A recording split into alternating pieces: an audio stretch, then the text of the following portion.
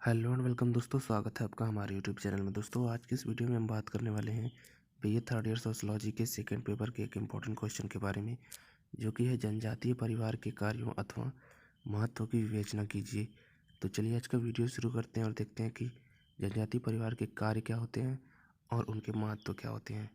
तो यहाँ पे दिया गया है कि परिवार एक सार्वभौमिक संस्था है जो किसी न किसी रूप में सभी समाजों में पाया जाता है। परिवार द्वारा अनेक महत्वपूर्ण कार्य संपन्न किए जाते हैं जो कि निम्नलिखित रूप में बतलाए जा सकते हैं। यहाँ पे कहा जा रहा है कि परिवार जो है एक सार्वभौमिक संस्था है और ये हर एक समाज में पाया जाता है और वो किसी न किसी रूप में सभी समाज में, यानी कि हर एक समाज में इसको पाया जाता है। परिवार हर एक समाज में होता है और परिवार द्वारा जो है अनेक महत्वपूर्ण कार्य भी किए जाते हैं जो कि निम्नलिखित बतलाए गए हैं। यानी कि यहाँ पे जनजातीय परिवार द्वारा जो कार्य हैं उनको निम्नलिखित यानी कि नीचे बताया गया है, जिनमें कि पहला है हमारा यौन इच्छाओं की पूर्ति। तो जनजातीय परिवार का जो कार्य होता है पहला यहाँ पे दिया गया है यौन इच्छाओं की पूर्ति। परिवार ही वह समूह है जहाँ व्यक्ति समाज की स्वीकृति विधि से अपनी यौन इच्छा की पूर्ति करता है। यौन संबंधों के परिणाम स्वरूप ही नातेदारी व्यवस्था जन्म लेती है। इससे ही पदाधिकार, उत्तराधिकार, वंश आदि की व्यवस्थाएं भी इससे जुड़ी रहती हैं। तो यहाँ पे कहा जा रहा है कि जो जनजातियों का पहला कार्य है वो यौन इच्छाओं की पूर्ति करना है और इनमें जो है इसका महत्व क्या है। इसका महत्व यह है कि इनके यौन संबंधों से जो है परिवार स्वरूप ही यौन संबंध जो ये बनाते हैं उससे नातेदारी व्यवस्था जन्म लेती है और इससे ही पदाधिकार, उत्तराधिकार, वंश आदि की व्यवस्थाएं भी जुड़ी होती हैं, क्योंकि यौन संबंध से बच्चे पैदा होते हैं और बच्चा पैदा होने के बाद जो है वही उनका वंशाधिकार होता है, यानी कि उत्तराधिकार कहें या पदाधिकार होता है। तो यहाँ पे यौन इच्छाओं की पूर्ति भी उनके द्वारा की जाती है। अब आगे चलिए बढ़ते हैं, देखते हैं। अगला है संतान उत्पत्ति। पति पत्नी के बीच यौन संबंधों का परिणाम संतान उत्पत्ति के रूप में सामने आता है। समाज की निरंतरता बनाए रखने के लिए यह आवश्यक है कि नए सदस्यों का जन्म होता रहे और यह कार्य परिवार द्वारा पूरा किया जाता है। तो इससे हम लोगों ने देखा यौन संबंधों की पूर्ति इनका कार्य है। तो यौन इच्छाओं की पूर्ति ये लोग करते हैं तो इससे रिश्ते नाते बनते हैं। तो यौन इच्छाओं की पूर्ति लोग जब लड़की लड़के करते हैं तो उनकी शादियाँ लगती हैं, शादी होती है, तो इस प्रकार से वो यौन इच्छाओं की पूर्ति करते हैं। लेकिन यौन इच्छाओं की पूर्ति के बाद वो क्या करते हैं, संतानोत्पत्ति करते हैं। यानी कि जैसे ही यौन संबंध वो बनाएंगे उनको ज़्यादा चांसेस हैं कि संतान की उत्पत्ति होगी और संतान की उत्पत्ति जो है समाज की निरंतरता बनाए रखने के लिए आवश्यक है, ज़रूरी है, क्योंकि इससे नए सदस्यों का जन्म होता है और यह कार्य परिवार द्वारा पूरा किया जाता है। तो यहाँ पे हम लोगों ने देखा कि यौन संबंधों की पूर्ति और वहाँ पे जो है संतानोत्पत्ति दो दो जो है कार्य जनजातियों द्वारा किए जाते हैं।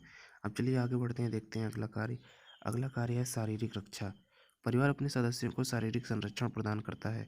वृद्धावस्था, बीमारी, दुर्घटना आदि की स्थिति में परिवार ही अपने सदस्यों की देखरेख एवं सेवा करता है। यहाँ पे कहा जा रहा है कि जो शारीरिक रक्षा होती है, जैसे कोई अभी बच्चा छोटा है उसको बड़ा करना है तो वहाँ पे उसकी रक्षा करनी होगी। और भी जो चीज़ें हैं, डरावनी चीज़ें हो गई या फिर जो भी खतरा है उसके लिए उससे उसको बचा के रखना पड़ेगा, संभाल के रखना पड़ेगा। या फिर कोई वृद्ध हो गया है, बूढ़ा हो गया है, उसको भी जो है सेवा करनी पड़ेगी, उसको भी बहुत सी कठिनाइयों से बचा के रखना पड़ेगा। बीमारी, कोई भी घर का सदस्य उनके बीमार है, परिवार का सदस्य बीमार है, उसका भी ख्याल रखना पड़ेगा।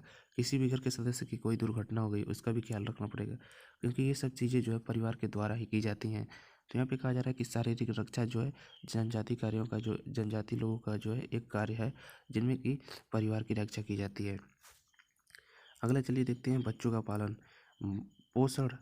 बच्चों का पालन पोषण, मानव का शैशव काल अन्य प्राणियों की तुलना में लंबा होता है और इस अवधि में उसका पालन पोषण एक परिवार द्वारा ही किया जाता है। देखिए यहाँ पे बच्चों का जो पालन पोषण की बात आ गई आगे अगले एक अन्य कैटेगरी में। तो यहाँ पे हम लोग इसको अलग भी लिख सकते हैं और उसके साथ भी लिख सकते हैं, यानी कि शारीरिक रक्षा के साथ भी लिख सकते हैं और बच्चों का पालन के साथ भी लिख सकते हैं।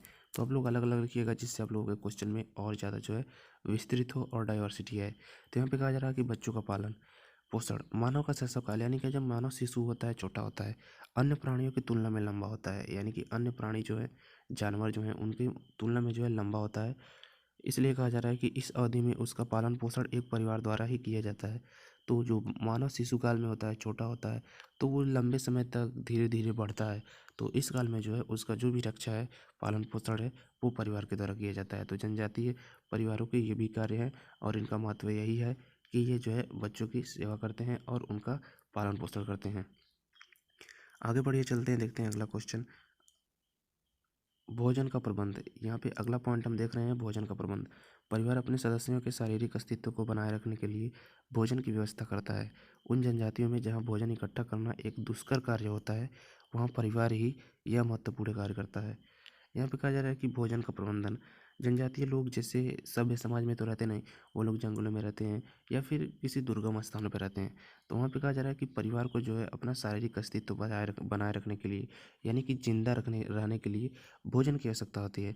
और जहाँ पे भोजन इकट्ठा करना दुष्कर है, यानी कि काफ़ी कठिन है, वहाँ पे जो है यह कार्य जो है परिवार के द्वारा यह किया जाता है। तो यहाँ पे जो है भोजन का प्रबंध जो है इनका एक प्रमुख कार्य है। चलिए आगे बढ़ते हैं, देखते हैं निवास एवं वस्त्र की व्यवस्था। परिवार अपने सदस्यों के लिए निवास स्थान की व्यवस्था करता है। घर ही वह स्थान है जहाँ जाकर मानव को पूर्ण शांति प्राप्त करता है, यानी कि घर में ही आकर मानव को पूर्ण शांति मिलती है। यहाँ पे कहा जा रहा है कि परिवार का ही यह कार्य है कि वह परिवार के सदस्यों का कार्य है कि वो परिवार के लिए निवास, यानी कि रहने की जगह, और वस्त्र, यानी कि पहनने के लिए कपड़ों की जो है व्यवस्था करें, और ये जो है उनका एक कार्य है। आगे चलिए देखते हैं उत्तराधिकार का निर्धारण। प्रत्येक समाज में संपत्ति एवं पदों की पुरानी पीढ़ी द्वारा नई पीढ़ी को हस्तांतरण की व्यवस्था पाई जाती है, और यह कार्य परिवार द्वारा ही संपन्न किया जाता है। पितृसत्तात्मक परिवार में उत्तराधिकार पिता से पुत्र को प्राप्त होता है, जबकि मातृसत्तात्मक परिवारों में यह माता से पुत्री को प्राप्त होता है। यहाँ पे कहा जा रहा है कि उत्तराधिकार का निर्धारण, यानी कि जब माता पिता बूढ़े हो जाएंगे या फिर वो मृत्यु के नज़दीक आ जाएंगे, तब उनकी संपत्ति का मालिक कौन होगा। तो यहाँ पे कहा जा रहा है कि अपनी पीढ़ी, जो पुरानी पीढ़ी होती है, वो नई पीढ़ी को जो है अपनी संपत्ति का हस्तांतरण, यानी कि बदल देती है, वो अपनी नई पीढ़ी को दे देती है। और यहाँ पे कहा जा रहा है कि पितृसत्तात्मक परिवार, यानी कि जहाँ पे पिता सत्तात्मक परिवार होता है, वहाँ पे जो है उत्तराधिकार पिता से पुत्र बनता है, और मातृसत्तात्मक परिवार में माता से पुत्री उत्तराधिकार बनती है। तो यहाँ पे उत्तराधिकार का निर्माण भी जनजातीय परिवारों का एक प्रमुख कार्य है। चलिए आगे बढ़ते देखते हैं उत्पादन इकाई। परिवार उपभोग एवं उत्पादन की एक प्रमुख इकाई है। जनजातीय समाजों में अधिकांशतः उत्पादन कार्य परिवार द्वारा ही पूर्ण किया जाता है। आदिम अर्थव्यवस्था में परिवार उपभोग और उत्पादन का एक प्रमुख इकाई होता है। यहाँ पे कहा जा रहा है कि परिवार जो है उपभोग एवं उत्पादन की एक प्रमुख इकाई है, और जनजातीय समाजों में अधिकांश जो है उत्पादन, किसी भी चीज़ का उत्पादन हो, वह परिवार के द्वारा ही पूर्ण किया जाता है। और आदिम अर्थव्यवस्था में परिवार उपभोग और उत्पादन का प्रमुख इकाई होता है। यहाँ पे जो भी चीज़ उत्पादित की जाती है जनजातीय समाजों में, वो जो है जनजातीय परिवारों का जो है वो कार्य होता है। तो यहाँ पे कहा जा रहा है कि उत्पादन इकाई जो है जनजातीय परिवारों का जो है प्रमुख कार्य है। अब चलिए आगे बढ़ते हैं और देखते हैं अगला पॉइंट, श्रम विभाजन। परिवार में श्रम विभाजन अपने सरलतापूर्ण पर देखा जा सकता है, जहाँ स्त्री पुरुष और बच्चों के कार्यों का विभाजन पाया जाता है। जनजातीय परिवार में पुरुष बाहरी कार्यों जैसे शिकार करना, फल फूल इकट्ठा करना कार्य करते हैं, और महिलाएं घर का कार्य करती हैं। तो यहाँ पे जो श्रम विभाजन कार्य है, यानी कि जो भी काम उनके परिवार में हो रहा है या समाज में हो रहा है, उसका बंटवारा करना, यानी कि छोटे छोटे और बड़े बड़े कार्यों को कौन करेगा, इसका निर्धारण करना। तो यहाँ पे कहा जा रहा है कि श्रम विभाजन में जो है सरलतम रूप जो है जनजातीय परिवारों में देखा जा सकेगा, जहाँ पे जो है स्त्रियाँ जो है घर का काम करती हैं, और जो पुरुष होते हैं वो बाहर जाकर शिकार करते हैं, फल फूल इकट्ठा करते हैं, और बच्चे जो है छोटे मोटे काम करते हैं। तो यहाँ पे जो है श्रम विभाजन भी जनजातीय परिवारों का एक प्रमुख कार्य है। चलिए बढ़ते हैं अगले पॉइंट की तरफ। अगला पॉइंट हमारा आय तथा संपत्ति का प्रबंध। प्रत्येक परिवार पास अपने सदस्यों के भरण पोषण के लिए कोई ना कोई अर्थव्यवस्था अवश्य होती है, जिसके द्वारा ही वह अपने सदस्यों की आवश्यकताओं की पूर्ति करता है। अपनी आय को परिवार कैसे खर्च करेगा, यह उस परिवार का मुखिया तय करता है। यहाँ पे कहा जा रहा है कि आय तथा संपत्ति का जो है प्रबंध जो है जनजातीय परिवारों द्वारा ही किया जाता है, और ये भी उनका प्रमुख कार्य है। और इसमें जो है प्रत्येक परिवार के पास जो है अपने सदस्यों का भरण पोषण करने के लिए कोई ना कोई अर्थव्यवस्था होती है, कोई ना कोई उनकी नियमावली होती है, जिससे कि वो लोग अपनी परिवार का भरण पोषण करते हैं, और उसी के द्वारा जो है अपनी परिवार के सदस्यों की आवश्यकताओं की पूर्ति करते हैं। अपनी आय को परिवार कैसे खर्च करेगा, यह उस परिवार का मुखिया तय करता है। तो यहाँ पे कहा जा रहा है कि जो भी आय होती है उसको कैसे खर्च किया जाएगा, वह उस परिवार का मुखिया तय करेगा।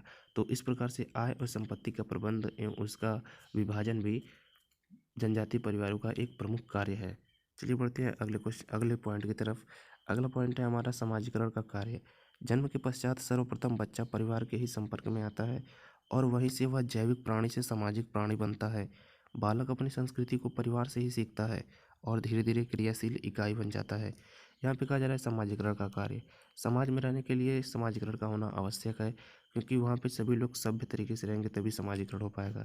तो जन्म के पश्चात जो बच्चा होता है वह परिवार के ही संपर्क में सबसे पहले आता है। अगर परिवार में ही उसे अच्छे गुण मिल जाएँ तो वह समाज में अच्छे तरीके से बिहेव करेगा, लेकिन अगर परिवार में ही उसे अच्छे गुण नहीं मिलते हैं तो समाज में उसका व्यवहार जो है बुरा होगा। तो यहाँ पे कहा जा रहा है कि जो समाजीकरण का कार्य होता है वो बच्चा जो है परिवार के संपर्क में आने पर करता है और जैविक प्राणी से जो है वह सामाजिक प्राणी बनता है। और बालक अपनी संस्कृति जो है परिवार से ही सीखता है कि उसके समाज में कैसी संस्कृति है, और धीरे धीरे क्रियाशील इकाई बन जाता है और धीरे धीरे जो है वो क्रियाशील बन जाता है। तो इस प्रकार से कहा जा सकता है कि जनजाति परिवारों का जो है एक महत्वपूर्ण कार्य ये भी है समाजीकरण का कार्य, जो कि जिसमें कि अपने बच्चे को अपनी संस्कृति के बारे में बताना और जैविक मानव से जो है जैविक प्राणी से जो है सामाजिक प्राणी में बदलना। तो ये था ये पॉइंट। अगला चलिए देखते हैं अगला पॉइंट, जिसमें कि हमारा मनोवैज्ञानिक सुरक्षा। परिवार अपने सदस्यों को मानसिक सुरक्षा और संतोष प्रदान करता है। परिवार के सदस्यों में परस्पर प्रेम, सहानुभूति और सद्भाव पाया जाता है और यह बालक में आत्मविश्वास पैदा करता है। यहाँ पे कहा जा रहा है कि मनोवैज्ञानिक सुरक्षा भी दी जाती है, जिसमें कि बच्चों को ज़्यादातर मनोवैज्ञानिक सुरक्षा दी जाती है, जैसे कि बच्चे हो गए उनको प्रेम करना, सहानुभूति देना, सद्भाव आपस में रखना। और यही जो है कोई भी बालक हो तो उसमें जो है आत्मविश्वास पैदा करती है, क्योंकि उसको अपने परिवार का सपोर्ट मिलता रहता है। तो यहाँ पे जो है कहा जा रहा है कि जो सपोर्ट है, वो जो सुरक्षा है, जो सिक्योरिटी है, वो जो है जनजाति परिवार जो है अपने बच्चों के साथ, अपने परिवार के साथ रखते हैं, जिससे कि बालकों में जो है आत्मविश्वास पैदा होता है। तो ये था ये पॉइंट। चलिए बढ़ते हैं अगले पॉइंट की तरफ, जो कि है सामाजिक नियंत्रण का कार्य, और ये हमारा लास्ट पॉइंट है। यहाँ पे सामाजिक नियंत्रण का कार्य, जैसे कि प्रत्येक परिवार अपने सदस्यों के असामाजिक व्यवहारों पर रोक लगाता है और उन्हें समाज सम्मत व्यवहार करने को प्रोत्साहित करता है। इससे सामाजिक नियंत्रण की प्रक्रिया बनी रहती है। जैसे कि यहाँ पे कहा जा रहा है कि जो प्रत्येक परिवार है वो अपने सदस्यों को जो है असामाजिक व्यवहारों पर रोक लगाता है, जिससे कि समाज में बुराइयां फैलें या फिर समाज में जो है गलत संदेश जाए। ऐसे कार्यों से जो है परिवार अपने परिवार के सदस्यों को रोक लगाता है, ऐसे व्यवहार करने से उन्हें रोकता है और उन्हें जो है समाज सम्मत, यानी कि जो समाज में अच्छे व्यवहार है, जो समाज के लायक व्यवहार है, उन व्यवहार को करने के लिए प्रोत्साहित करता है। समाज में उदंडता, समाज में जो है असामाजिक व्यवहार, ये सब चीज़ें जो है करने से रोका जाता है और जो भी समाज के लिए अच्छा व्यवहार होता है उसको जो है प्रोत्साहित किया जाता है। और इससे जो है सामाजिक नियंत्रण की प्रक्रिया बनी रहती है। इससे जो है सामाजिक जो है नियंत्रित रहता है, उसमें कोई भी जो है बेकार की बातें नहीं होती हैं और समाज जो है हमेशा नियंत्रित रहता है, उसमें अनियंत्रण की भावना नहीं उत्पन्न होती है। तो यहाँ पे हम लोगों ने देखा 13 पॉइंट, जो कि है जनजातीय परिवारों के कार्य, और इनमें हम लोगों ने देखा कि कौन कौन से कार्य जो है जनजातीय परिवार के लोग करते हैं। तो उम्मीद करता हूँ आपको ये वीडियो अच्छी तरीके से समझ में आ गया होगा और आप अपने एग्ज़ाम में इसे अच्छी तरीके से लिख पाएंगे। तो मिलते हैं आपसे नेक्स्ट वीडियो में, तब तक के लिए आपका वीडियो देखने के लिए धन्यवाद।